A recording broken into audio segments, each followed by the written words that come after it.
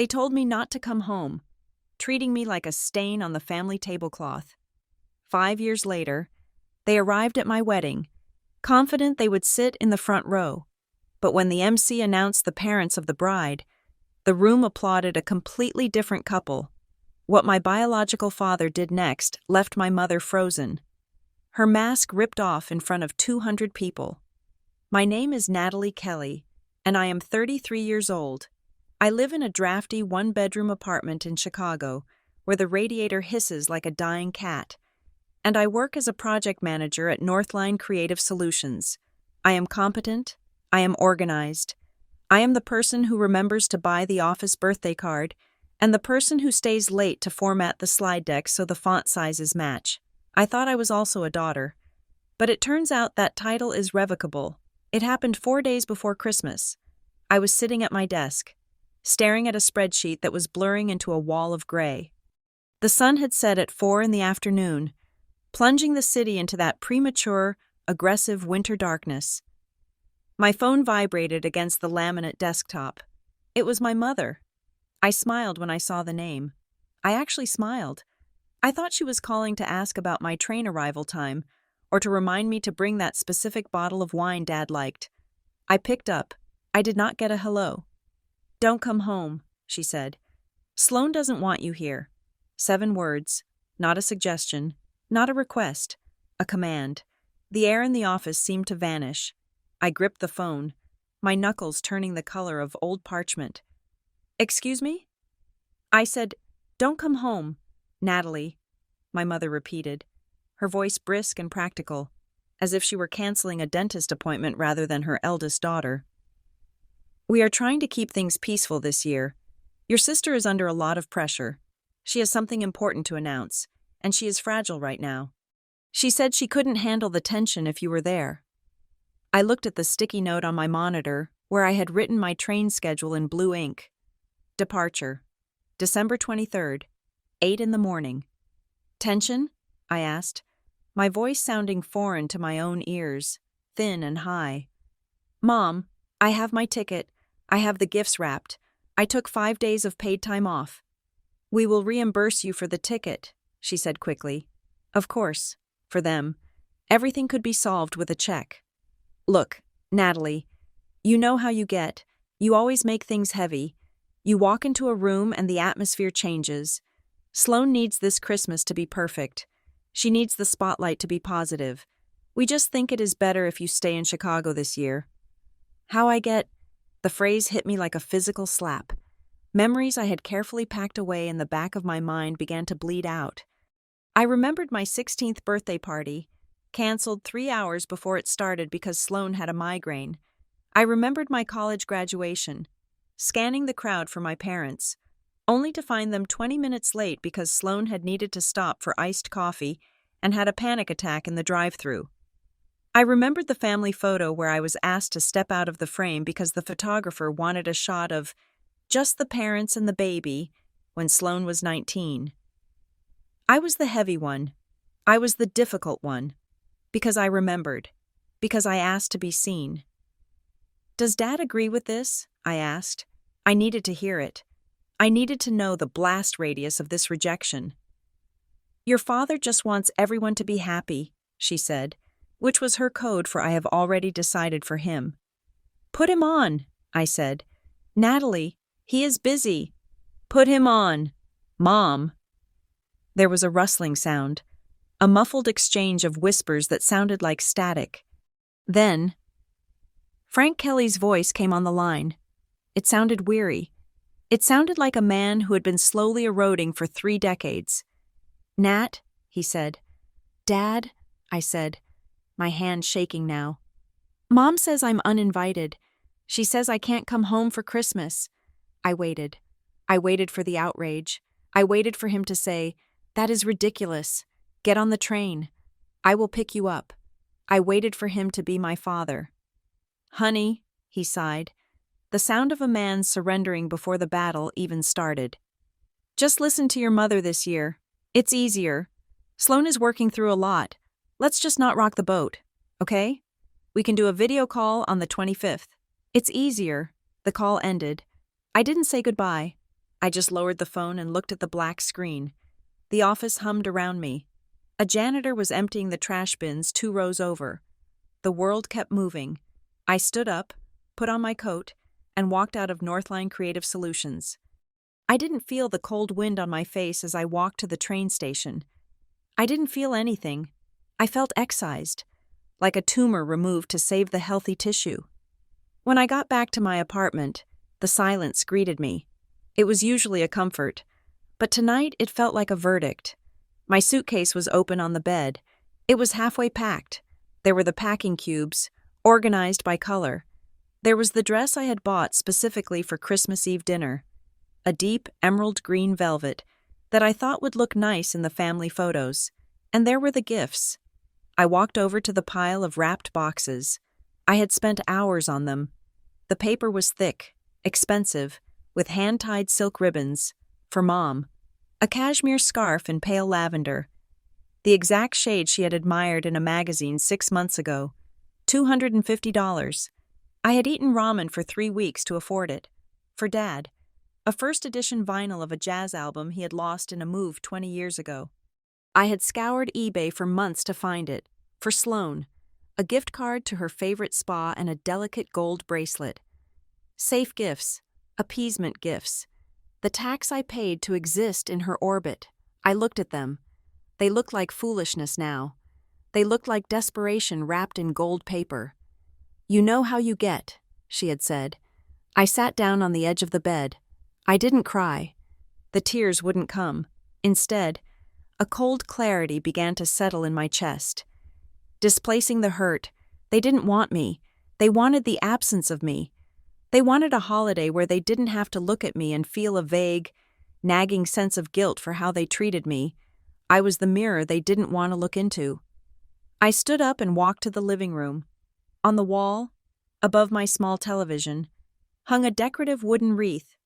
In the center of it, hanging by a rustic twine string, was the word "home" carved in cursive letters. My mother had given it to me when I moved to Chicago.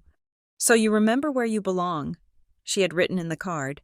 I went to the kitchen drawer and took out my heavy-duty utility scissors. The metal was cold in my hand. I walked back to the wreath. I didn't hesitate. I didn't think about the symbolism or the melodrama. I just needed to sever it. I reached up, positioned the blades around the twine holding the word "home," and squeezed. Snap. The wood clattered to the floorboards with a hollow. Final sound. It lay there, face down. If I wasn't welcome at their table, I would build my own. And at my table, no one would ever have to beg for a seat. Chicago on Christmas Eve was not a city. It was a freezer with wind tunnels. The temperature had dropped to single digits. The kind of cold that didn't just sit on your skin but tried to negotiate with your bones. Inside my apartment, the silence was aggressive. Through the drywall on my left, I could hear my neighbors hosting a party. The bass line of a pop Christmas song thumped rhythmically against my living room wall, accompanied by muffled shrieks of laughter and the clinking of glass. Every burst of joy from next door felt like a mockery of the stillness in my own space. I told myself to stop. I told myself that wallowing was a luxury I could not afford and a habit I needed to break. I was not going to sit on my couch and stare at the blank television screen until I dissolved. I needed noise. I needed calories. I needed to be where people were. Even if I wasn't with them, I pulled on my heaviest coat, wrapped the scarf I had bought for my mother around my own neck, and stepped out into the night. The wind off the lake hit me immediately, stinging my eyes, but I kept walking. I didn't have a destination until I saw the yellow neon sign buzzing half a block from the train station. Hearthstone Diner. It looked like a movie set, a beacon of grease and caffeine glowing against the blue-black darkness of the street.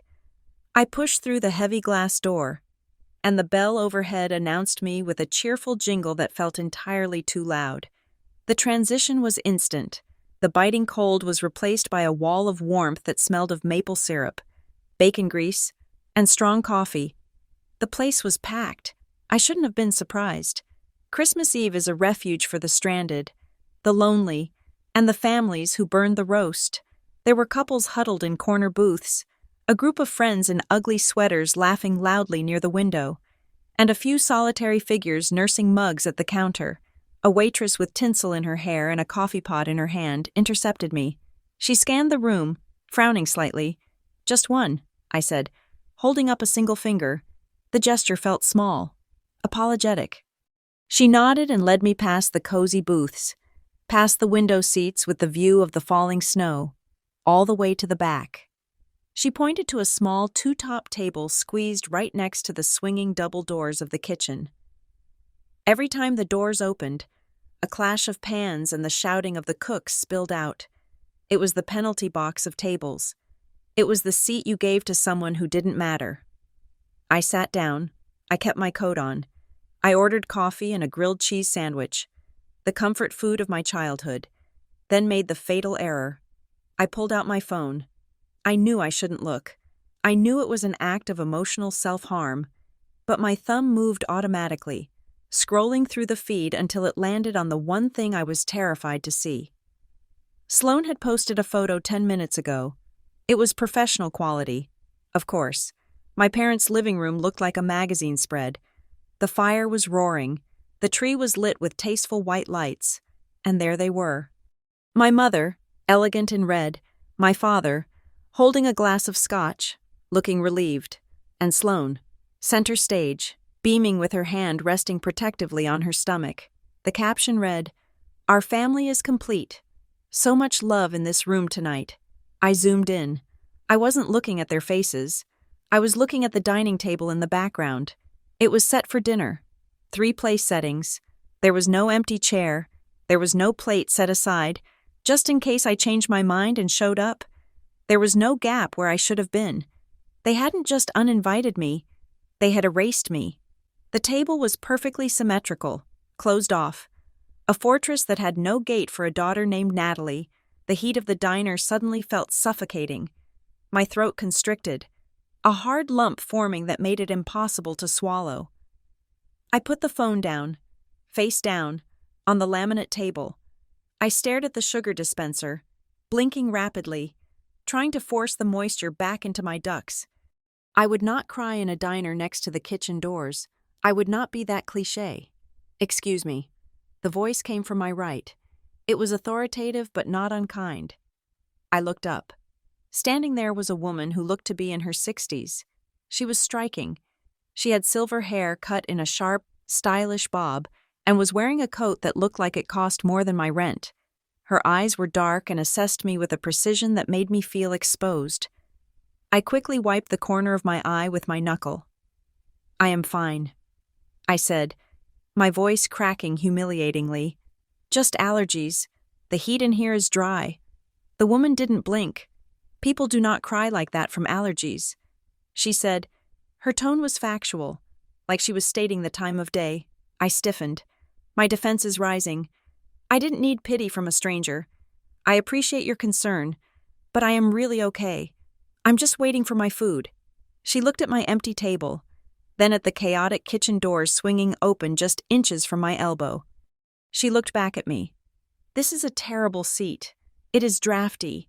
It is loud. And the lighting is tragic."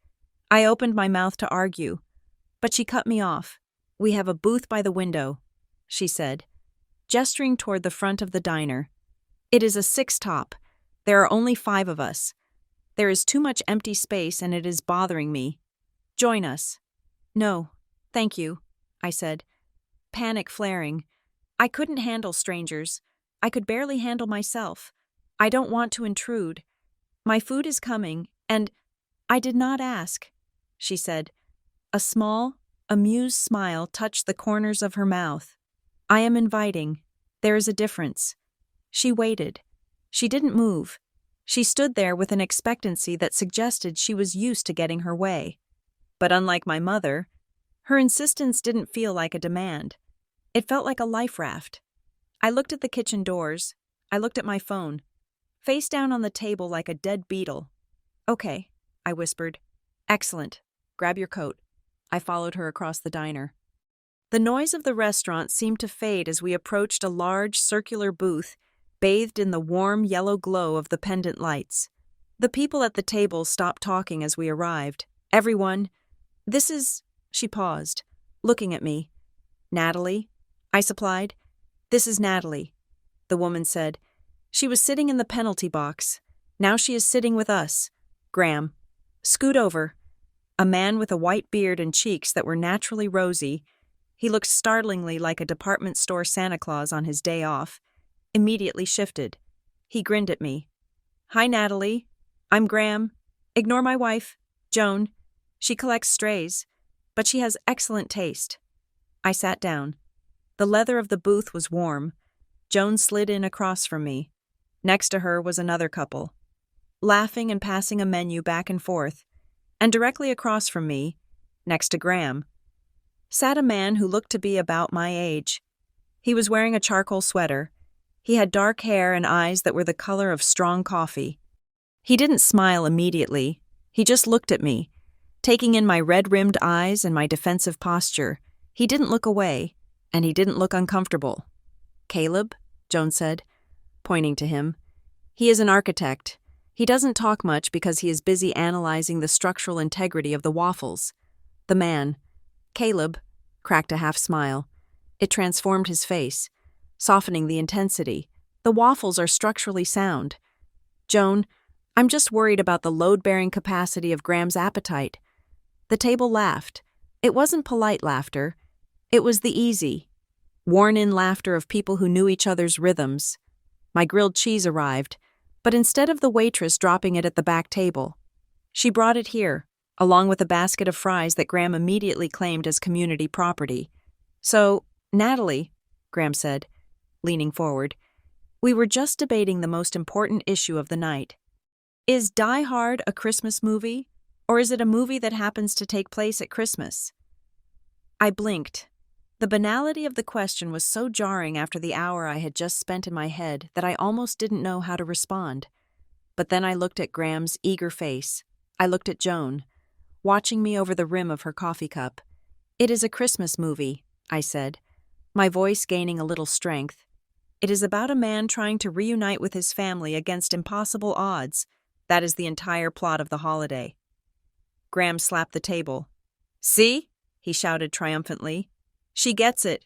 Joan, you owe me $5. Joan rolled her eyes. But she was smiling. She reached into her purse and slapped a $5 bill on the table. Fine. I watched them. They were so easy with each other. There was no tension. No one was walking on eggshells. No one was checking the emotional temperature of the room to see if it was safe to speak. Caleb pushed a bottle of ketchup toward me. "You're going to need this," he said quietly. "The fries are good, but they lack seasoning." "Thank you," I said. He watched me pour the ketchup. "Rough night?" he asked. His voice was low, under the noise of Graham and the others debating Bruce Willis. I hesitated. I could lie. I could say it was just work, but the way he looked at me, steady, unjudging, made the lie stick in my throat. "Family," I said, or lack thereof. Caleb nodded. He didn't ask for details. He didn't offer a platitude. He just nodded as if he understood the weight of that word perfectly.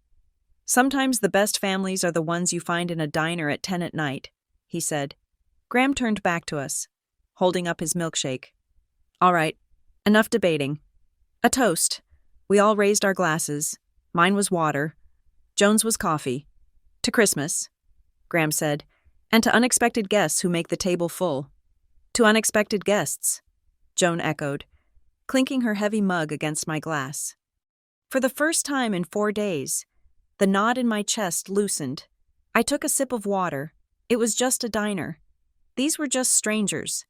But as I looked around the booth, at the snow falling silently outside the window, and the warm light reflecting off their faces, I realized something.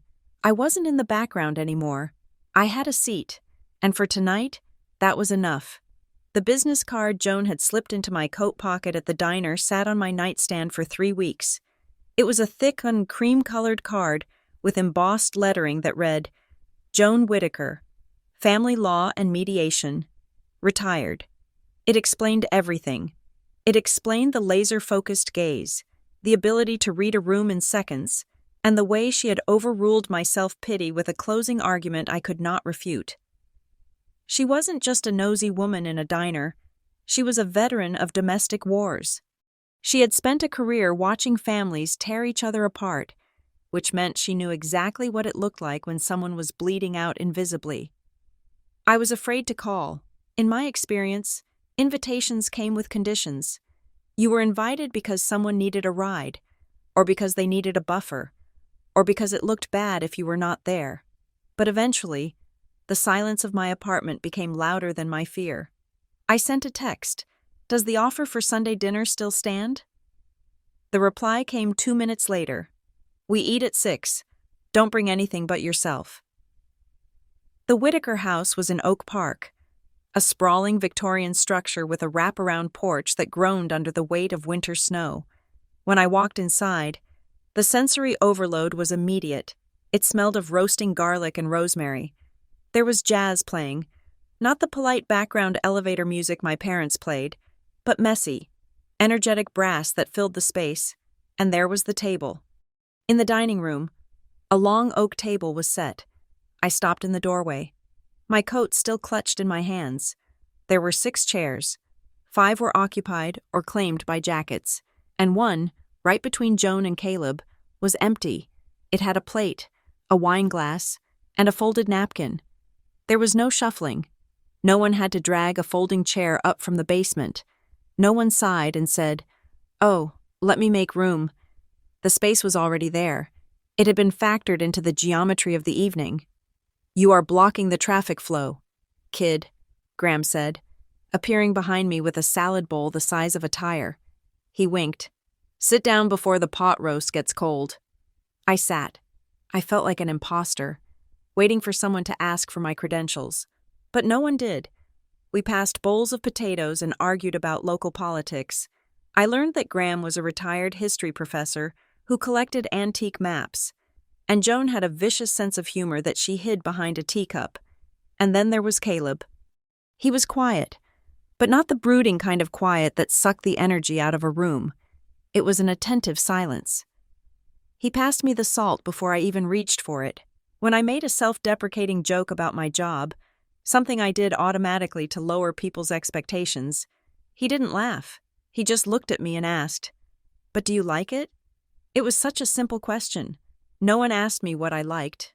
They asked me what I had achieved, or what I had fixed, or why I was late. "I think I could like it," I admitted, surprised by my own honesty. "If I wasn't so busy trying to prove I deserved to be there." Caleb nodded, taking a sip of his wine. "That is a hard way to work, building on a foundation that keeps shifting." That night marked the beginning of a strange new rhythm. I became a regular at the Sunday table, but the real shift happened in the digital space. My phone, previously a device used solely for work emails and anxiety-inducing calls from my mother, began to buzz with something else. Saw this gargoyle on a building downtown. Caleb texted me on a Tuesday night. "It looks like Graham when he runs out of coffee." "Did you eat lunch?" He sent 2 days later. "And coffee doesn't count as a meal." I stared at that message for 5 minutes. "Why?" I typed back. "Because you vanish when you get stressed." He replied, "Just checking." It was disorienting. I was used to being summoned, not remembered. My parents only contacted me when there was a logistical failure they needed me to resolve. "Natalie, did you send the tax forms?" "Natalie, pick up your aunt." To be on the receiving end of a question that demanded nothing but my well-being felt suspicious. I kept waiting for the other shoe to drop, for Caleb to ask for a loan or a job reference. But the requests never came. He just wanted to know if I had eaten a sandwich. One rainy Sunday in February, I found myself in the kitchen with Joan. Graham and Caleb were outside trying to fix a gutter, arguing good-naturedly in the rain. I was drying dishes. "My mother called yesterday," I said. The words tumbled out before I could check them. Joan didn't look up from the pot she was scrubbing. "And?" "She told me not to book a flight for Easter yet. She said they are still trying to figure out the schedule with Sloane's baby shower. And they don't want too many people in the house." I laughed. A sharp, brittle sound. "She said I always bring the drama, that I make everything about me." Joan stopped scrubbing. She turned off the faucet. The sudden silence in the kitchen was heavy. She dried her hands on a towel and leaned against the counter. Crossing her arms, Natalie, she said, her voice dropping to that low mediator register. Look at me. I looked up. People who consistently accuse you of causing drama are usually the ones who are manufacturing it, she said. It is a deflection tactic. If they paint you as the unstable one, no one looks closely at what they are doing to destabilize you. I gripped the dish towel. But maybe they are right. Maybe I am too sensitive. I remember things they want to forget. That is not drama, Joan said firmly. That is witnessing, and witnesses are dangerous to people who are trying to rewrite history. She paused, tilting her head slightly, her lawyer eyes narrowing. Tell me something. This sister of yours, the golden child, does she have a job? Not really, I said. She tries things. They don't work out. My parents help her. They say she is artistic. And you? I have been working since I was 16. I pay for everything. My rent, my car, my loans. Joan hummed. It was a vibrating sound in her throat. And your parents? Are they wealthy? Comfortable, upper middle class. Why? Joan walked over to the kitchen table and pulled out a chair, signaling for me to sit. In my 40 years of practice, I learned that when a family aggressively excludes the competent, responsible child, there is usually a pragmatic reason. It is rarely just emotional. Emotions are messy. Money is specific. She leaned forward. Natalie, have you ever checked your credit report? I mean, really checked it. The full history. I blinked, confused by the pivot. I check my score on my banking app. It's fine. Why would I check the history? Because, Joan said, choosing her words carefully. You have a common name, you have a shared address history with your family, and you have a sister who needs money and parents who enable her. Sometimes, the reason they don't want you home isn't because they hate you. It is because if you come home, you might open a piece of mail you weren't supposed to see. The room felt suddenly cold.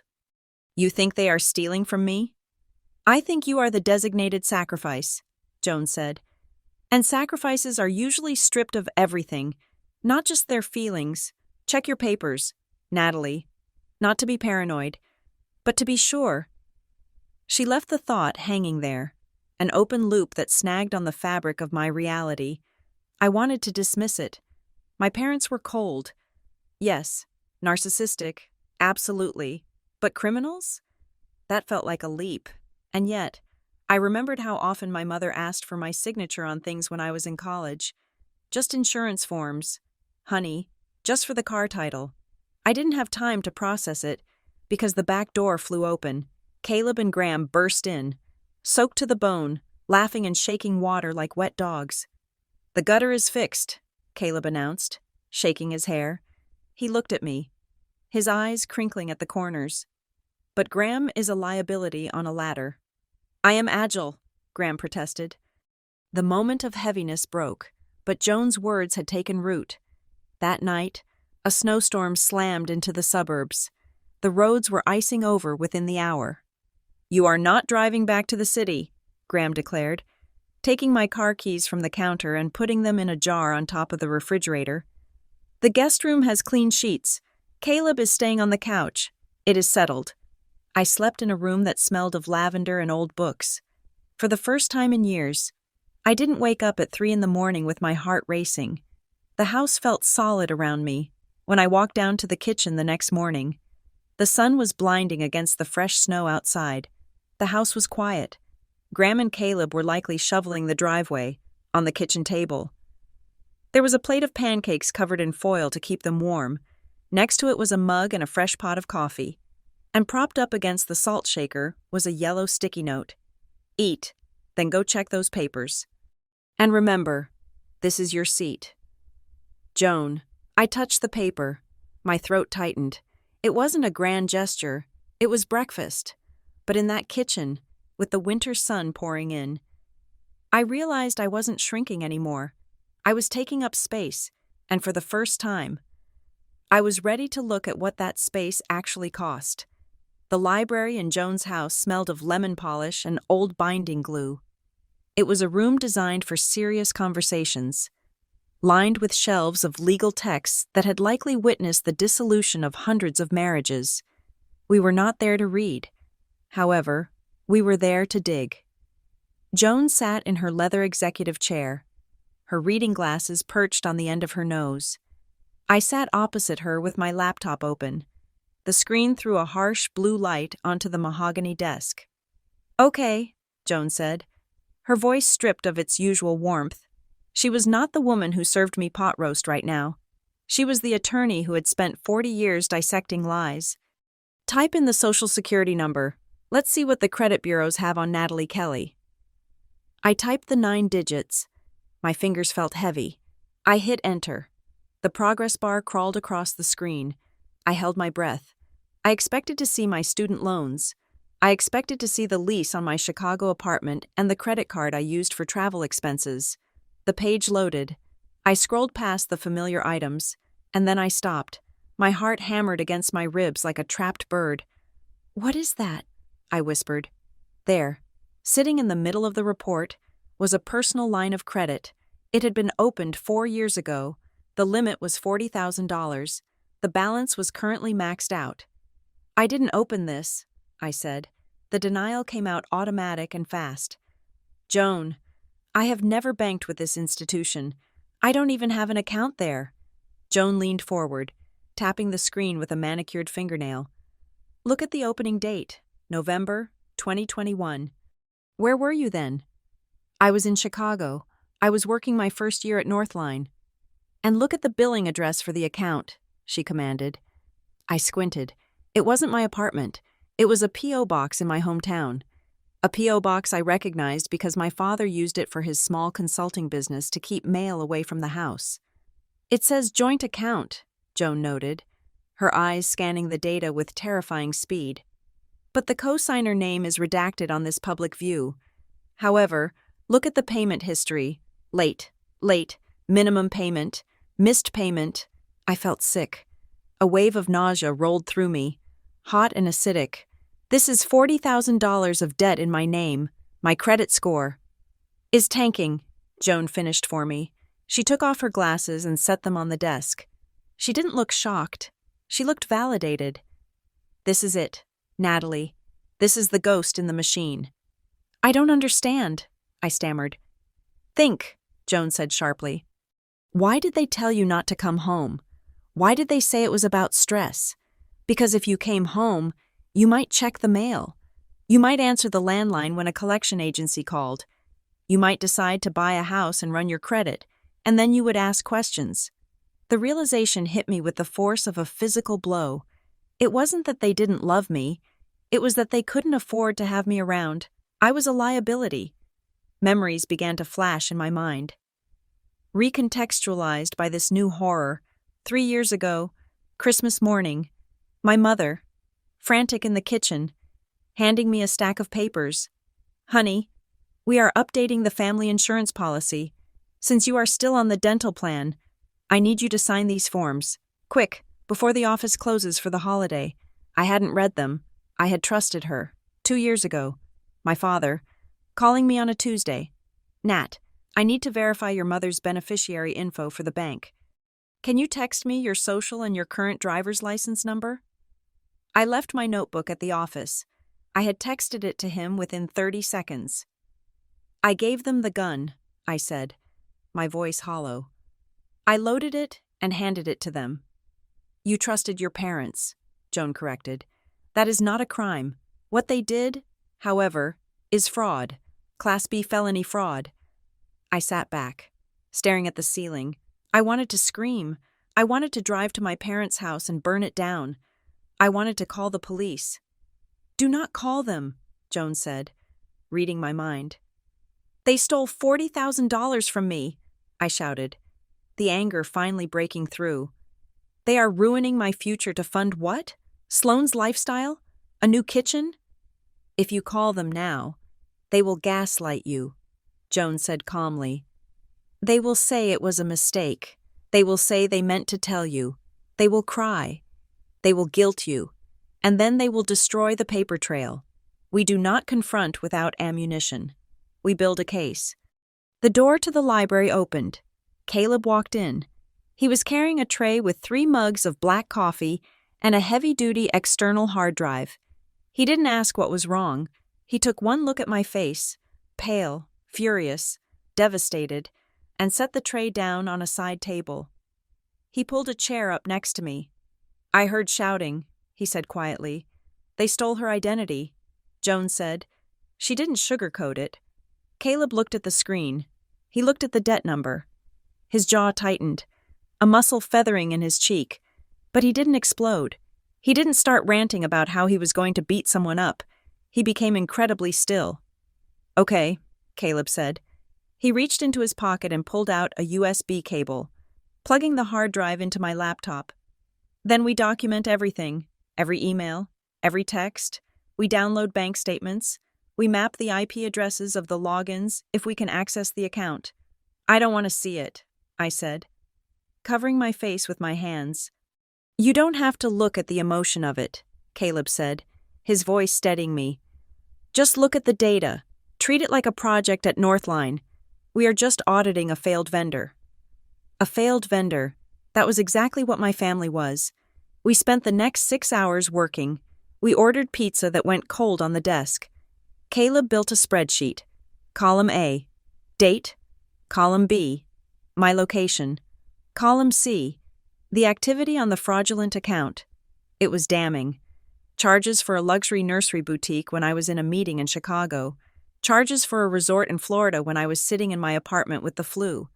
But the final nail in the coffin wasn't a bank statement. It was an email.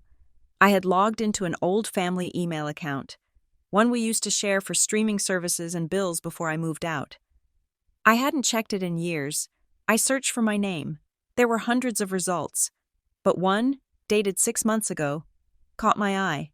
It was from Sloan to my mother. The subject line was simply, the payments. I opened it. "Mom, stop worrying." Sloan had written, "The minimum payment is only $200 this month. We can cover it. Just keep her in Chicago. As long as Natalie doesn't come back, it's fine. She never checks anything. She's too busy trying to be the perfect employee. If she comes home, she'll figure it out. Just tell her I'm stressed. She always buys that." I read it twice. She always buys that. I didn't cry. The part of me that wanted their love, the part of me that had cut the home sign off my wall in a fit of grief, died in that chair. It was replaced by something else, something harder, something like steel. "They aren't afraid of my drama," I said, my voice barely a whisper. "They are afraid of the consequences." Joan looked at the email over my shoulder. "Yes, drama is just the word they use to discredit the whistleblower." I saved the email. I printed it. I backed it up to the hard drive. Then I looked at Caleb. "Do we send this to the police?" he asked. "We have enough right now to get a report." I looked at the cursor blinking on the screen. I thought about my mother's voice on the phone telling me I was unwanted. I thought about the wedding that was coming up in a year. I thought about the public humiliation they had subjected me to for decades. If I went to the police now, it would be a messy private legal battle. They would play the victim. They would tell the extended family I was suing my own parents. I would look like the villain again. No, I needed the truth to be undeniable. I needed it to be public. I needed it to happen in a place where they couldn't run away and couldn't spin the narrative. "No police," I said. "Not yet." Joan raised an eyebrow. "Natalie, this is dangerous debt. We need to freeze it." "We will freeze my credit," I said. "But we won't tell them we know. Let them think the secret is safe. Let them think I am still the stupid, obedient daughter who stayed in Chicago." "Why?" Caleb asked. "Because they are coming to my wedding," I said. A cold smile touched my lips, one that felt entirely unlike me. "And I want them to feel safe. I want them to walk into that room thinking they got away with it. I want them to sit in the front row." "And then?" Joan asked. "And then," I said, closing the laptop with a soft click, "I am going to let the truth fall on them like a hammer." Joan looked at me for a long moment. Then, she slowly nodded. She reached into her desk drawer and pulled out a fresh file folder. She labeled it N Kelly, evidence, and placed the printed email inside. "If we are doing this," Joan said, "we do it perfectly. We wait for the right time." I looked at the file. It wasn't just paper. It was my freedom. "I can wait," I said. "I have waited 33 years. I can wait a little longer." There was no cinematic moment where the rain stopped and the music swelled. Instead, there was a Tuesday night in the lighting aisle of a hardware store. Caleb and I were standing in front of a wall of light bulbs, debating the merits of soft white versus daylight. I was holding a burnt-out bulb from my bathroom vanity, looking unkempt in sweatpants, my hair thrown up in a messy bun. Caleb was explaining the color-temperature scale with the seriousness of a man defending a doctoral thesis. "Daylight is too aggressive for a bathroom," he argued, taking the box from my hand.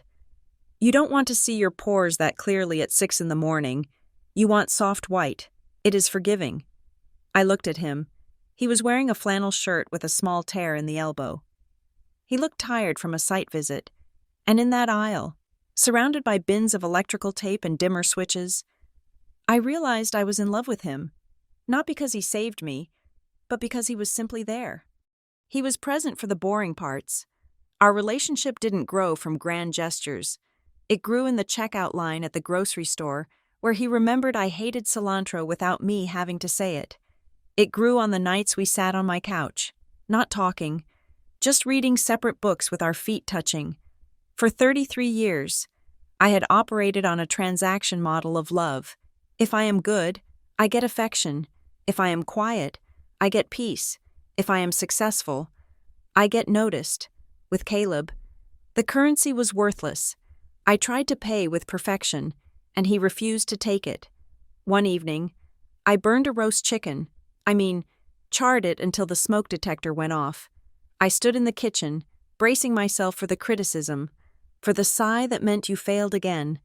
Caleb just waved a towel at the smoke detector until it stopped beeping. Then he looked at the black carcass of the bird and laughed. "Well," he said, grabbing his phone, "I guess it is a pizza night. Pepperoni or mushroom?" I stared at him. "You aren't mad?" "Natalie," he said, looking confused. "It is a chicken. It is not a moral failing. Put your shoes on." I felt a weight I didn't know I was carrying dissolve. I didn't have to earn my dinner. 11 months after the night I walked into the Hearthstone Diner. Caleb drove me back there. It was snowing again. Big, fat flakes that coated the windshield. We sat in the same booth, the six-top near the window. But this time, it was just the two of us. The waitress poured us coffee in the same thick white mugs. Caleb seemed nervous. He kept adjusting the silverware, lining the fork up perfectly with the edge of the napkin. "Do you know why I remember the night we met so clearly?" he asked, not looking at me. He was watching the snow fall outside. "Because Joan made you scoot over?" I joked. He shook his head. "Because I saw you before Joan did. I saw you sitting at that table by the kitchen. You looked like you were trying to make yourself invisible, like if you held your breath long enough, you might disappear." He turned his gaze to me, and the intensity in his dark eyes made my breath hitch. "I hated it. I didn't even know your name, but I hated that anyone had made you feel like you had to sit in the dark." He reached into his coat pocket. He didn't pull out a ring box immediately. He just placed his hand on the table, palm up. "I don't want to fix you," he said softly. "You fixed yourself, but I want to be the one who witnesses it." He opened his hand. A small velvet box sat there. He didn't get down on one knee. He didn't make a scene for the other diners. He stayed right there, across the table, at eye level. "Natalie, I want to be the person who chooses you every day, even when you can't choose yourself." I looked at the ring. It was vintage, an Art Deco piece with sapphires, not diamonds. Unique, solid. "Yes," I said. The word was easy. It was the easiest yes of my life. We celebrated with pie. We laughed. We called Graham and Joan on speakerphone, and Graham shouted so loud the entire diner turned to look. But later that night, back at the Whitaker house, the crash came. We were sitting in the living room. Joan had pulled out a stack of bridal magazines she had been secretly hoarding. She was talking about color palettes and floral arrangements. And the invitations, Joan said, flipping a page. We need to order them at least 4 months out to get the RSVP count right. She pointed to a sample invitation. It was elegant, embossed script. Mr. and Mrs. John Doe request the honor of your presence at the marriage of their daughter. I stared at the template. The air left my lungs. Parents of the bride. I couldn't write it. I physically could not type the names Diane and Frank Kelly on a piece of cardstock. I couldn't give them that title. They hadn't earned it. They had stolen from me. They had discarded me. To put their names at the top of the invitation would be a lie that compromised the entire wedding. But to leave it blank? To have just my name standing there? Alone? That felt like a scar on the paper. A public declaration of my orphan status. I closed the magazine. My hands were shaking. I can't do it, I whispered. Caleb looked up from his phone. Can't do what? I can't put their names on the invitation, I said, my voice rising in panic. But if I don't, everyone will ask. And if I do, I am lying. I am letting them take credit for a woman they tried to destroy. The room went quiet. The fire in the hearth crackled. A sharp pop in the silence. Joan took the magazine from my hands. She closed it and set it on the coffee table. She looked at me for a long time. Her face wasn't sympathetic. It was thoughtful. She was calculating. There is a way, she said slowly, a way to make the invitation accurate and legal. I wiped a tear from my cheek. What? Put Natalie Kelly, who raised herself? No, Joan said. Adoption. I blinked. Joan, I am 33 years old. It is called adult adoption, Joan stated, shifting into lawyer mode. It is surprisingly common. It is usually done for inheritance purposes or to formalize step-parent relationships. But it creates a legal parent-child relationship. A new birth certificate is issued. The old legal ties are severed. She leaned forward, her eyes locking onto mine. It is not about revenge, Natalie. Revenge is small. This is about correction. It is about putting the right name to the truth. I sat frozen. The concept was so large I couldn't fit it in my head. To be adopted, to be chosen, not just socially, but legally, to have a piece of paper that said, "This is where you belong." I looked at Graham. He was sitting in his armchair, holding his newspaper. He put it down. He didn't say anything, but he nodded. A slow, solemn nod that said, "We have been waiting for you to ask." I looked at Caleb. He was smiling, a small, fierce smile. I turned back to Joan. My heart was hammering so hard, I thought they could hear it. This was terrifying. It was more terrifying than the credit report, because this was hope. If. My voice failed. I cleared my throat and tried again. If I asked to be your daughter, would you have me? It was the question I had wanted to ask my biological parents for years. Do you want me? Joan didn't hesitate. She didn't look at Graham for permission. She didn't calculate the cost. She stood up, walked over to the sofa, and pulled me into her arms. She smelled of rosemary, an expensive perfume. She held me tight, a grip that promised she would never let go unless I wanted her to. "Oh, honey," she whispered into my hair, her voice thick with emotion for the first time since I had known her. "I adopted you the minute you sat down at my table. We are just waiting for the paperwork to catch up. The legal petition for the adoption of an adult is a surprisingly thin document. I expected a tome, something heavy enough to match the weight of what we were doing, but it was just a few sheets of crisp white paper held together by a staple. Joan and Graham, however, did not treat it like paperwork. They treated it like a coronation. On the morning of the hearing, Graham came downstairs wearing a three-piece suit that smelled faintly of cedar and mothballs. He had polished his shoes until they reflected the kitchen lights. Joan was wearing a royal blue dress that she usually reserved for high-stakes litigation victories. We drove to the Cook County Courthouse in silence, But it was not the heavy, suffocating silence I was used to with the Kellys. This was a reverent silence. It was the quiet of people holding their breath before a curtain rise. The courtroom was smaller than I expected. It was not the dramatic arena from television dramas, but a quiet chamber with wood-paneled walls and the low hum of the ventilation system. The judge was a woman with reading glasses perched on a chain around her neck. She looked at the file, then at Joan, whom she evidently knew by reputation. "Counselor," the judge said, a small smile playing on her lips. "I see you are on the other side of the bench today." "The best side." "Your Honor," Joan replied, her voice ringing clear. The judge turned to me. This was the moment. The formalities were stripped away, leaving only the core question of the law. "Natalie," the judge said, "do you understand that this decree will permanently sever your legal ties to your biological parents? That you are voluntarily forfeiting any future inheritance or legal standing with the Kelly family to become the daughter of Joan and Graham Whitaker?" For 33 years, my yes had been a currency of survival. Yes, I will move my schedule. Yes, I will pay the bill. Yes, I will step out of the photo. I had said yes to make myself smaller, to accommodate the space my sister needed to consume. I had said yes out of fear that saying no would result in exile. I looked at the judge, then I looked at Graham, whose hands were clasped so tightly in his lap that his knuckles were white.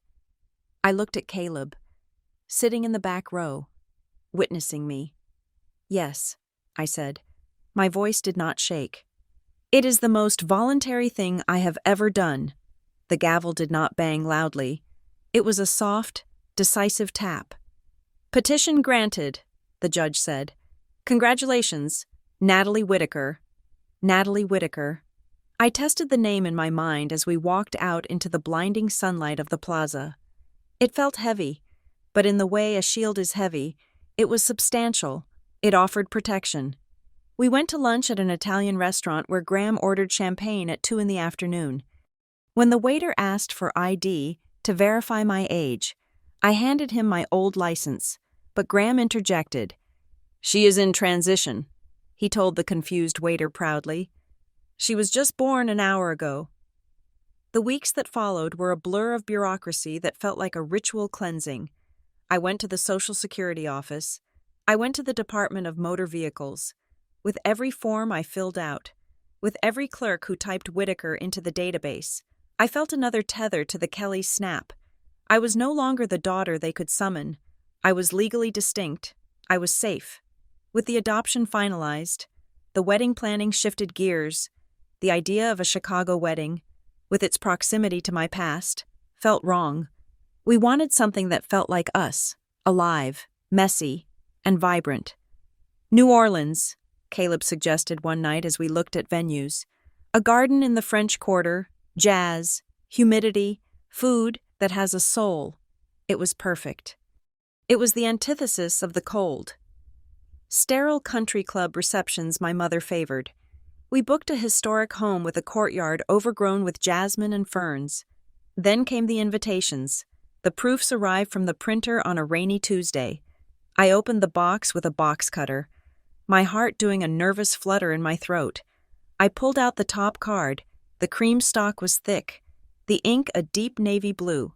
"Joan and Graham Whitaker request the honor of your presence at the marriage of their daughter, Natalie Whitaker, to Caleb Mason." I stared at it. There was no ambiguity, no "and family," no awkward spacing. It was a declaration of fact. I ran my thumb over the raised lettering of my new parents' names. They were the hosts. They were the shield. If Diane and Frank Kelly wanted to come, they would be walking into the Whitakers' house, under the Whitakers' rules. Joan was already handling that aspect. She didn't treat the wedding like a party. She treated it like a tactical operation. "I have spoken to the venue coordinator," Joan told me, reviewing a checklist on her iPad. "We will have private security at the gate. Not police, just large men in suits who look like they deny entry for a living. We are establishing a perimeter. If your biological parents show up, they will be escorted to a specific table. They will not have access to the microphone. They will not have access to the bridal suite. If they cause a scene, they will be removed before they can finish the sentence. You think they will come? I asked. They have to, Joan said. Narcissists cannot resist a stage. Even if they are not the stars, they will come to reclaim the narrative. We will just ensure the microphone is turned off. I trusted her. For the first time, I didn't have to be my own bodyguard, but the past has a way of scratching at the door just when you think you have bolted it. 3 days later, I received a letter. It wasn't forwarded from my old apartment. It was sent directly to the Whitaker address. The handwriting was shaky, spider-like scrawl that I hadn't seen in a decade. The return address said Irene Kelly, my father's older sister, Aunt Irene, the black sheep of the Kelly family, mostly because she drank too much boxed wine at Thanksgiving and had a habit of telling people exactly what she thought of their haircuts. She had been marginalized by the family years ago, pushed to the edges just like me, though for different reasons. I opened the envelope. Dear Natalie, I heard through the grapevine, which is what I call your mother's loud complaining at the beauty salon, that you are getting married, and that you have new parents. Good for you. I should have written sooner. I should have done a lot of things sooner. But you know how this family is. They cut out anyone who doesn't sing the chorus. I am writing because you need to know something before the wedding. Your father is not just weak. Natalie, he is trapped. He has been carrying water for Sloane since she was 16. There was an incident in high school, a car accident that got swept under the rug. Frank took the fall for the insurance to keep Sloane's record clean. It started a pattern. He fixes her messes because he is terrified of your mother. But mostly because he is terrified that if he stops, the whole house of cards falls down. He looks terrible. Natalie, he looks like a man who is drowning in shallow water. I thought you should know. Not so you can save him, you can't, but so you know that his silence wasn't about not loving you, it was about survival. Don't invite me, I hate weddings, but send me a picture. Aunt Irene. I lowered the letter, the paper trembled in my hand. A car accident. A pattern of covering up. It aligned perfectly with what Joan had found. The fraud. The use of my name. It wasn't just greed. It was a pathological need to insulate Sloane from reality. My father wasn't just an accomplice. He was a hostage to his own enabling. Caleb found me sitting on the edge of the bed, the letter in my lap. He read it, his expression darkening. Does this change anything? He asked. No, I said. It just explains why he's going to let me down again. He can't choose me. He has already spent all his capital saving her. I stood up and walked to the nightstand. I opened the top drawer and took out the velvet ring box. I placed it on the polished wood surface. Then, I took the folded court decree, the paper that legally made me a Whitaker, and placed it right next to the ring. The diamonds sparkled under the lamplight, a promise of the future. The court seal on the document looked dull and bureaucratic, but it held just as much power. 2 promises, 2 choices. My biological family was a knot of secrets and debts I could never pay. But here, on this nightstand, was my reality. I touched the ring, then I touched the paper. I am chosen, I whispered to the empty room. And this time, the paperwork proves it. Silence is a vacuum, and nature abhors a vacuum. My biological family abhorred it even more, especially when they realized they were no longer the ones holding the nozzle. It started on a Tuesday, exactly 3 weeks after the adoption hearing. My phone buzzed while I was in a status meeting at Northline. I glanced down, expecting a notification from Caleb about dinner. It was a text from a number I had deleted but never forgotten. Heard you're getting married? That was it. No hello. No how are you. No I'm sorry for the last 5 years. Just a question mark hooked onto a statement of fact. Sloane. She typed as if she had just pressed unpause on a remote control. Expecting the movie of my life to resume exactly where she had stopped it, she assumed I was still frozen in the frame she had left me in, waiting for her direction. I didn't reply. I simply took a screenshot. 2 hours later, the assault began. My mother called. She called again. She called 4 times in 20 minutes. I watched the screen light up. The name Mom, flashing like a warning sign, and I felt nothing but a cold, clinical detachment. I let every call go to voicemail. When I finally listened to them on the train ride home, her voice wasn't warm, it was frantic. It was the voice of a campaign manager realizing the candidate has gone rogue days before the election. Natalie, pick up. Aunt Irene told us the date. Do not send invitations until we review the guest list. Do not make me lose face. Natalie, we are your family. We are your family. The phrase used to be a leash. Now, it just sounded like a factual error. I didn't go home immediately. I went to the gym. I went to the grocery store. I bought the expensive cheese Caleb liked. By the time I walked up the stairs to my apartment, it was 8 in the evening. I turned the key in the lock, pushed the door open, and stopped. Sitting on the bench in the hallway outside my unit, clutching a designer purse like a shield, was Diane Kelly. She looked exactly the same blonde highlights, maintained every 6 weeks, the same sharp jawline, but there was something new in her eyes. Panic. "How did you get in the building?" I asked. My voice was steady. I didn't drop my grocery bags. I didn't tremble. "Someone was leaving," she said. Standing up, she smoothed her skirt, trying to regain the height advantage. "You haven't answered your phone." "I know," I said. "I was busy." "Busy?" She laughed, a brittle sound. "You are getting married. You are planning a wedding without your mother. Do you have any idea how that looks? Do you know what people will say?" "I know exactly what they will say," I said, unlocking my door. "They will say the bride looks happy." I walked inside. I didn't invite her in, but she followed me. She marched into my living room, her eyes scanning the space, looking for ammunition. "This place," she sniffed. "It's small. It's mine," I said. I set the groceries on the kitchen island. "What do you want, Diane?" She flinched at her first name. It hit her harder than a slap. "I am your mother. You call me Mom." "I have a mother," I said. "Her name is Joan, and she doesn't wait outside my door to ambush me." Diane's face flushed a deep, blotchy red.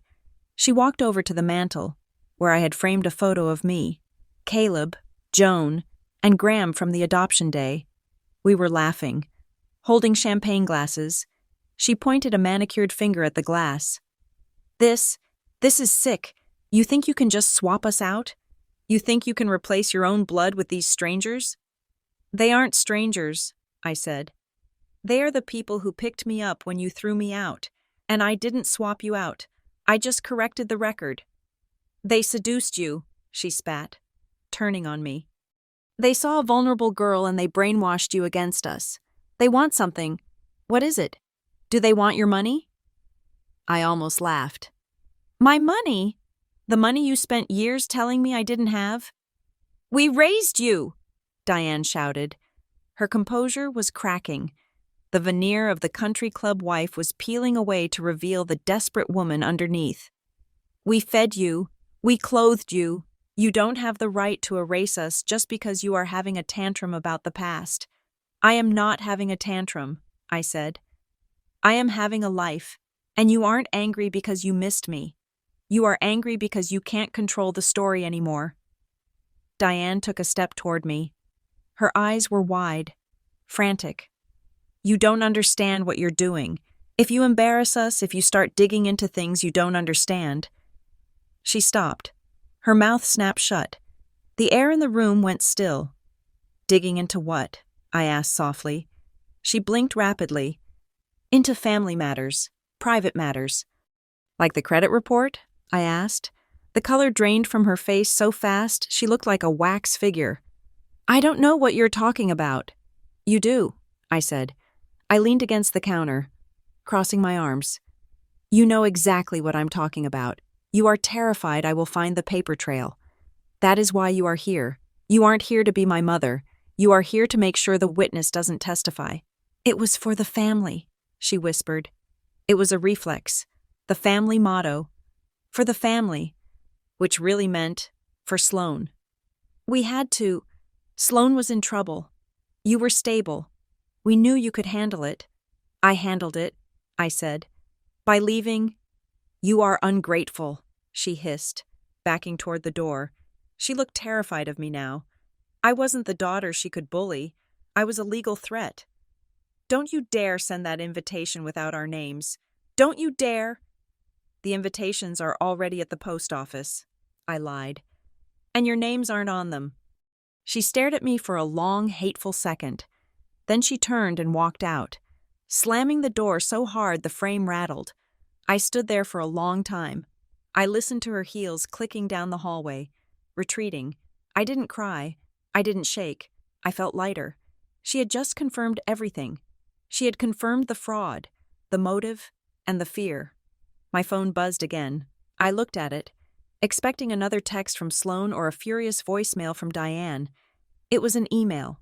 From Frank Kelly. Subject: Please. I hesitated. My father rarely emailed. He typed with 2 fingers and found technology suspicious. I opened it. Natalie, your mother just left the house to drive to Chicago. I couldn't stop her. I haven't been able to stop her from doing anything for 30 years. I know about the adoption. Irene told me. I threw up when I heard, not because I was angry, but because I knew I deserved it. I need to see you. Alone. Don't tell your mother. Don't tell Sloane. Just you and me. I have things I have carried for too long, and my back is breaking. I am not asking to walk you down the aisle. I gave up that right. I am just asking for 10 minutes to tell you the truth before you close the door on me forever. Please, Dad. I read it 3 times. I thought about the man who used to sneak me candy bars when Mom wasn't looking, before he got too tired to fight her. I thought about the man who signed the fraud papers because he was trapped. I sat down on the sofa and opened my laptop. I typed a reply before I could talk myself out of it. Frank, I will meet you. Coffee shop on 4th and Main, Thursday at noon, 10 minutes. But understand this. You are coming to talk to Natalie Whitaker, and you are bringing the whole truth. If you try to defend her, or if you try to ask for a seat at the wedding, I will walk out. This is not a negotiation. It is a deposition. I hit send. The hunt was over. They weren't chasing me anymore. They were coming to surrender. New Orleans was a city that understood ghosts. It was a place where the past sat heavy in the humid air, clinging to the wrought iron balconies and the Spanish moss that draped over the oaks like old lace. It was the perfect place to bury a previous life, or to dig one up. We had arrived on Monday. The wedding week was designed to be a dream state. We had a welcome dinner scheduled at a jazz club on Frenchman Street. We had a final dress fitting in a suite that smelled of fresh lilies and expensive champagne. On the surface, I was the glowing bride. I was Natalie Whitaker, the woman who had reinvented herself. But underneath the silk and the smiles, I was vibrating with anxiety. On Wednesday morning, I told Caleb I needed to run a last-minute errand for the gift bags. It was a lie. He knew it was a lie. He saw the way my hands were trembling as I put on my sunglasses, but he didn't stop me. He just kissed my forehead and said, "Come back to me." I took a cab to a small coffee shop in the Marigny district, far away from the tourist crush of the French Quarter. The place was dark and smelled of roasted chicory. Frank Kelly was sitting in the back corner. I almost walked past him. I had not seen my biological father in person for 2 years, and in that time, he had seemingly evaporated. The man sitting at the scratched wooden table was a husk. His suit jacket hung loose on his shoulders. His skin was gray, the color of old newspaper, and his eyes were rimmed with a raw, inflamed red that spoke of months of sleeplessness. I sat down across from him. I didn't take off my sunglasses. "You look terrible," I said. It wasn't an insult. It was an observation. Frank looked up. He tried to smile, but it was a grimace that didn't reach his eyes. "Hello, Nat. You look strong." "I am," I said. "I have 10 minutes. Frank, talk." He wrapped his hands around a cup of black coffee. His fingers were shaking so bad the liquid rippled. "I didn't come to stop the wedding," he said, his voice raspy. "I came because I couldn't let you walk down that aisle thinking I didn't care. I did care. I just cared about keeping the peace more."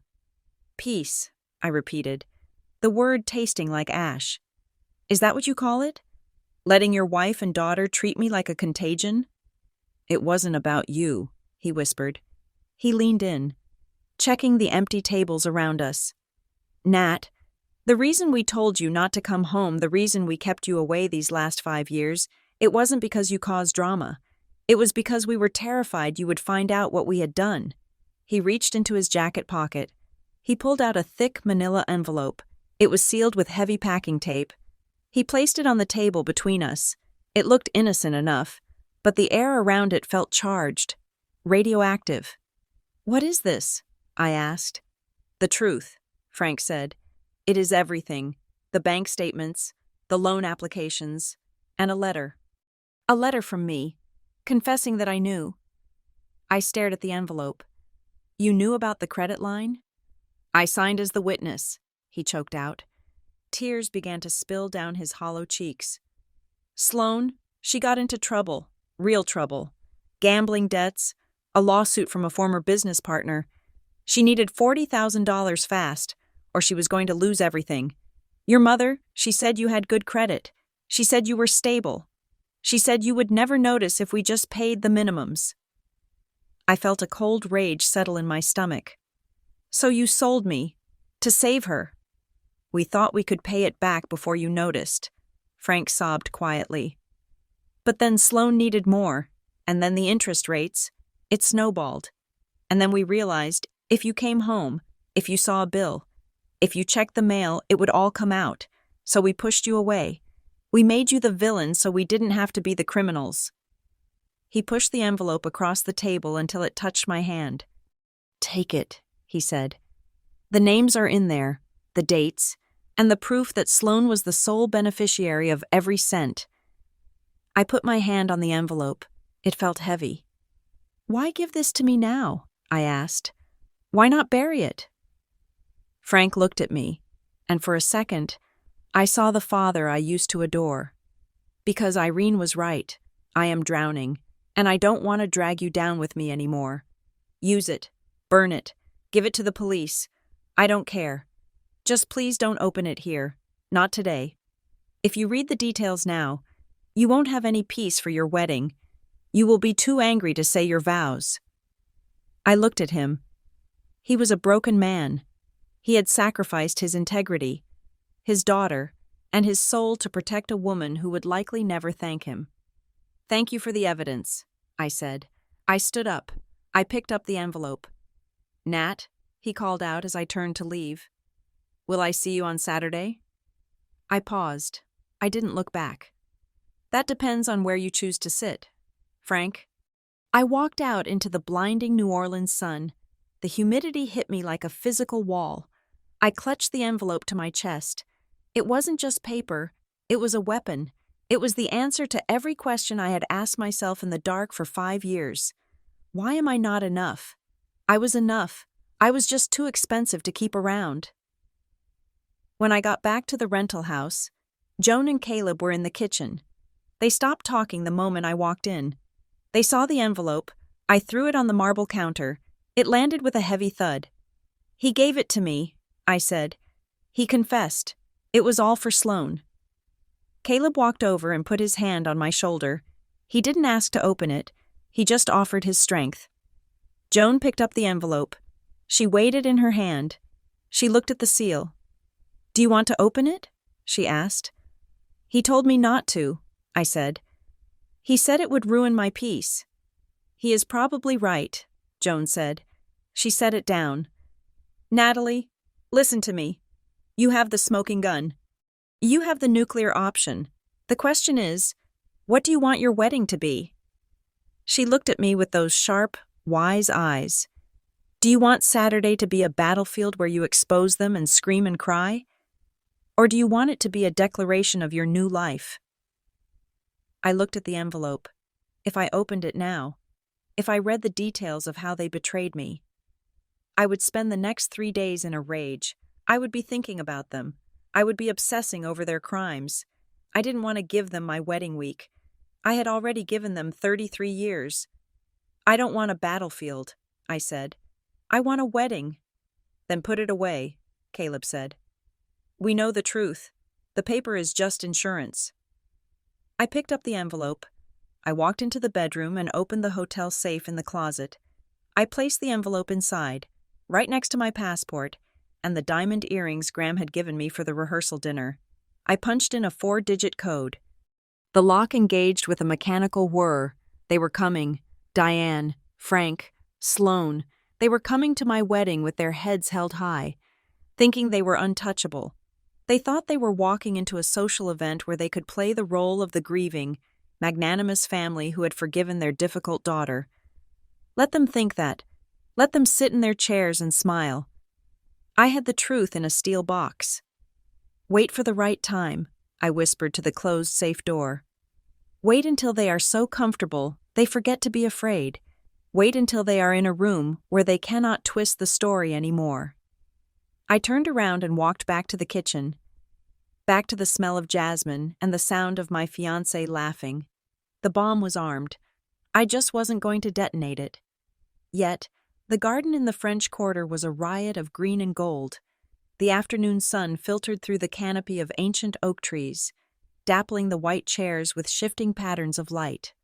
A brass band was playing a slow, soulful jazz rendition of a love song, the saxophone notes hanging heavy in the humid air. It smelled of jasmine, crawfish boil spices from the kitchen, and expensive perfume. It was the kind of setting that demanded perfection, and for the first hour, it delivered. I stood in the vestibule of the main house, watching the guests take their seats. My dress was silk, simple and fluid, moving like water against my skin. Beside me stood Graham Whittaker. He looked distinguished in his tuxedo, but more importantly, he looked proud. He wasn't nervously checking his watch or critiquing my hair. He was just holding his arm out, offering me a steady anchor. You look like you're about to conquer a kingdom, Graham said, patting my hand. I feel like I'm about to defend one, I replied quietly. I had hired security. It wasn't the kind of security you see at nightclubs. These were 3 men in tailored suits who blended seamlessly into the crowd. They looked like distant cousins or business associates, but they had earpieces coiled discreetly behind their ears and eyes that never stopped scanning the perimeter. I wasn't afraid of violence. I was afraid of a scene. I was afraid of the entitlement that my biological family wore like a second skin, and right on cue, they arrived. I watched from the shadow of the porch as the gate opened. Diane and Frank Kelly walked in, followed closely by Sloane and her husband. They did not look like guests who were happy to be there. They looked like royalty arriving at a colony they intended to reclaim. Diane was wearing a floor-length gown in champagne gold, a color that was aggressively close to bridal white. It was beaded, shimmering, and designed to catch every photon of light in the courtyard. Frank looked pale and shrunken in his suit, his eyes darting around nervously. Sloane wore a tight crimson dress that clashed violently with the garden's palette. Her face set in a mask of bored disdain. They moved toward the front row. Of course they did. They assumed the empty seats near the altar were reserved for them by divine right. But the head of my security team, a man named Marcus, stepped into their path. He didn't touch them. He just occupied the space they wanted to walk through. He spoke to them in a low murmur. Gesturing firmly toward the back of the garden, I saw Diane's jaw drop. I saw her point a finger at Marcus. I saw Frank try to pull her back. Let them in, I had told Marcus earlier, but seat them in the last row. They are here to witness, not to participate. Diane was seething as she was guided to a folding chair in the back corner. Behind a large fern, she sat down with the stiffness of a queen forced to ride the bus. Sloane pulled out her phone immediately, typing furiously, ignoring the beauty around her. The ceremony was a blur of joy. I walked down the aisle with Graham, and when the officiant asked who gave this woman to be married, Graham answered, "She gives herself with the blessing of her family." I didn't look at the back row. I looked at Caleb. I looked at the man who had chosen me when I was sitting by the kitchen door in a diner. But the real theater began at the reception. The sun had set, and the courtyard was now lit by hundreds of string lights. The jazz band picked up the tempo. Waiters circulated with trays of oysters and cocktails. The mood was electric. The master of ceremonies. A local legend with a voice like melted butter and a flair for the dramatic. Took the stage. He tapped the microphone. "Ladies and gentlemen, friends and family," he boomed. "If you could please take your seats. We have some very special people to introduce before dinner is served." The crowd quieted, turning their chairs toward the head table. I sat next to Caleb, my hand gripping his under the tablecloth. This was the moment. This was the line in the sand. "First," the MC announced, "let us give a warm New Orleans welcome to the people who made this beautiful evening possible. Please rise for the parents of the bride." The air in the courtyard seemed to freeze. In the back row, I saw movement. Diane Kelly stood up. She didn't just stand. She rose with a flourish. She smoothed the front of her beaded champagne gown. She lifted her chin. A beaming, benevolent smile plastered across her face. She prepared to wave. She prepared to walk to the center of the room and accept the gratitude of the 200 guests she believed were her audience. She was ready to play the role she had rehearsed in her head. The generous, loving mother of the bride. Frank half stood beside her, looking terrified. Like a man who knew he was stepping onto a landmine, the MC didn't look at the back row. He looked at the table directly to his right. "Please make some noise for Joan and Graham Whitaker." The name rang out through the speakers, clear and undeniable. For a split second, there was silence. And then, the room exploded. The guests, who knew the truth, who knew the story, who loved Joan and Graham, erupted into thunderous applause. People whistled. They cheered. Joan and Graham stood up. Joan looked regal in royal blue, waving gracefully. Graham gave a thumbs up to the crowd, and Diane Kelly was left standing alone in the back row, a gold statue of humiliation. Her smile faltered. It twitched and died. She looked around, confused, as if the audio had malfunctioned. She turned to Frank, her lips moving in a shout that was drowned out by the clapping. "Who did they say?" She looked at the stage. She looked at Joan basking in the light that Diane believed belonged to her. The applause died down. But Diane remained standing. Her face went from confused to purple with rage. She began to move. She shoved past the fern. She shoved past Frank. She was marching toward the microphone with the singular, blinded focus of a woman whose ego has been fatally wounded. "No," she hissed, loud enough for the nearby tables to hear. "This is a mistake." She was coming for the stage. She was coming to correct the narrative. But Joan saw her. Joan didn't panic. She didn't call for security. She simply stepped down from the raised platform and walked to the center of the dance floor.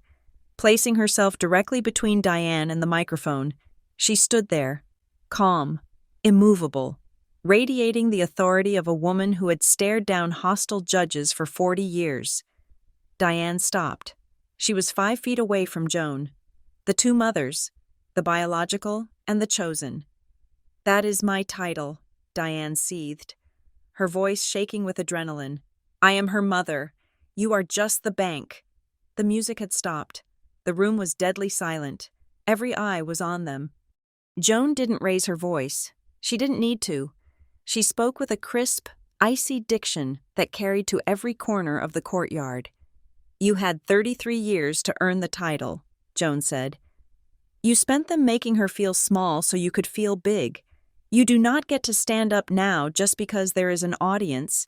"She is my daughter," Diane shouted, pointing a trembling finger at me. "I gave birth to her."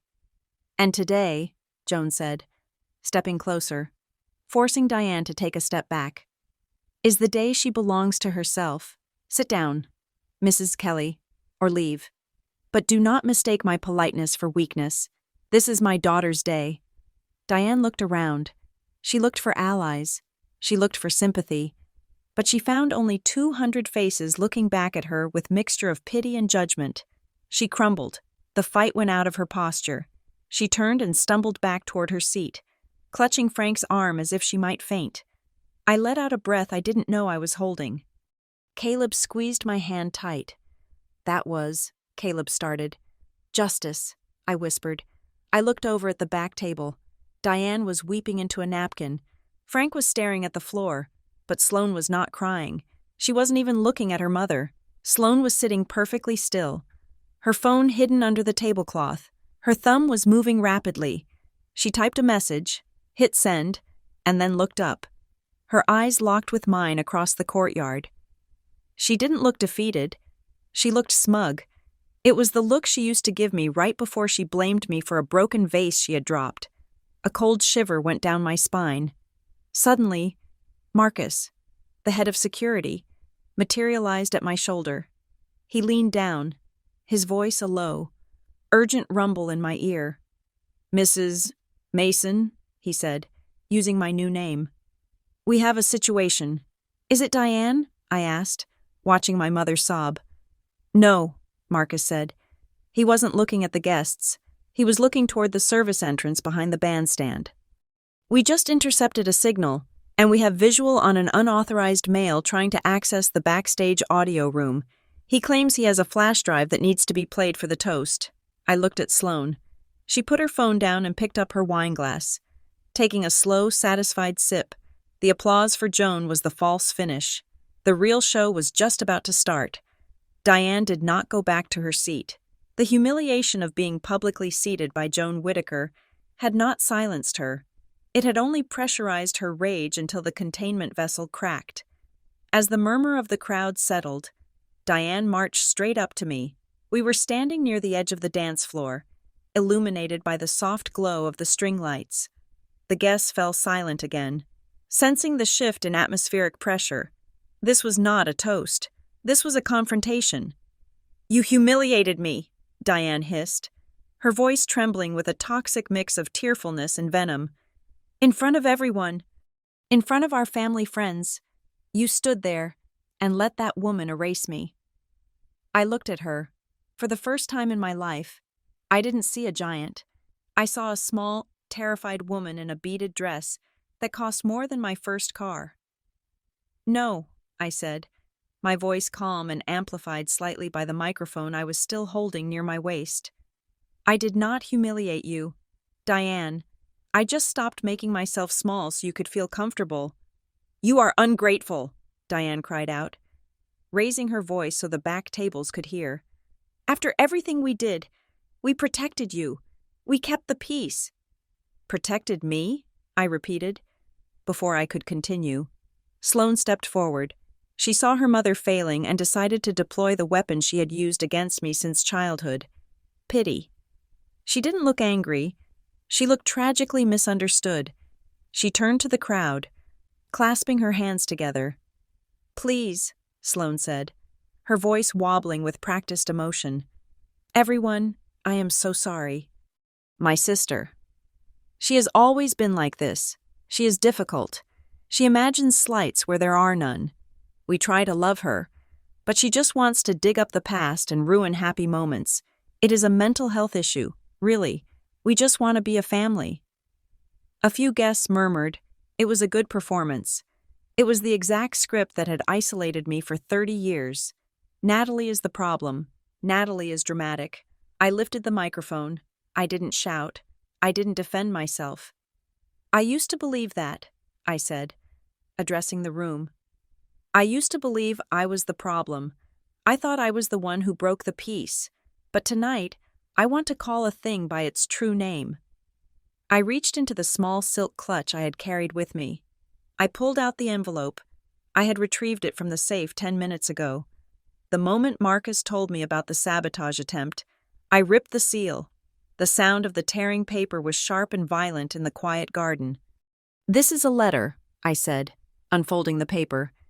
"It is a confession regarding a credit line of $40,000 taken out in my name, using my social security number, without my knowledge." Sloane's face went white. Diane froze. I read from the paper. "I, Frank Kelly, admit that I witnessed the loan documents. I admit that I knew the funds were used solely to pay off gambling debts incurred by my daughter. Sloane Kelly, I admit that we instructed Natalie not to return home for 5 years, not to spare her feelings, but to prevent her from discovering the fraud." I stopped reading. I looked up. The silence in the garden was absolute. It was heavy and suffocating. That is a lie, Diane shrieked. She lunged for me, her nails extended. He never wrote that. You forged it. I did write it. The voice came from the shadows of the stunning oak tree. Frank Kelly stepped into the light. He looked terrified. He was shaking so hard his knees seemed ready to buckle. But he kept walking until he stood next to me. He looked at Diane. He looked at Sloane. Then he looked at the 200 guests. I wrote it, Frank said, his voice gaining a desperate strength. And I have the bank records in my pocket to prove it. We stole her identity, and then we stole her family to cover it up. Frank! Diane screamed, a sound of pure betrayal. Shut up! You are ruining us. We are already ruined. Diane, Frank said, tears streaming down his face. We have been ruined for years. I am just tired of carrying the shovel. He turned to me. I am sorry. Nat, I should have said this 5 years ago. I should have said it when you were 10. Sloane snapped. The mask of the victim vanished, replaced by the feral look of a cornered animal. You old fool, she spat at her father. You think anyone cares? It is just money. She has a rich husband now. She can afford it. Why does she have to destroy my life because of a clerical error? She stepped toward me, her hand raised as if to slap the microphone away. But she never got there. A man in a charcoal suit, who had been standing quietly near the catering tent, stepped forward. He moved with professional speed. He intercepted Sloane, not with violence, but with a piece of paper. Sloane Kelly? He asked. Sloane blinked, confused. What? I am a process server, the man said, his voice polite but audible. You are hereby served with a civil lawsuit regarding $40,000 in stolen funds, plus damages for identity theft and emotional distress. You are also receiving a cease and desist order regarding any contact with Mrs. Whitaker. He pressed the thick envelope of legal documents into her chest. She grabbed them reflexively. Sloane looked at the papers. She looked at her mother. Mom, she whimpered. Fix it. Diane opened her mouth to scream, to command, to do whatever she had done for decades to bend reality to her will. But Joan Whitaker stepped in. She stood beside Frank, looking at Diane with pity. You have had 33 years to be a mother. Diane, Joan said, her voice cutting through the humid air like a blade of ice. Do not choose today to start acting. The play is over. The curtain is down. Diane looked around the room. She saw the faces of the guests, shocked, disgusted, pitying. She realized, finally, that there was no spin she could put on this.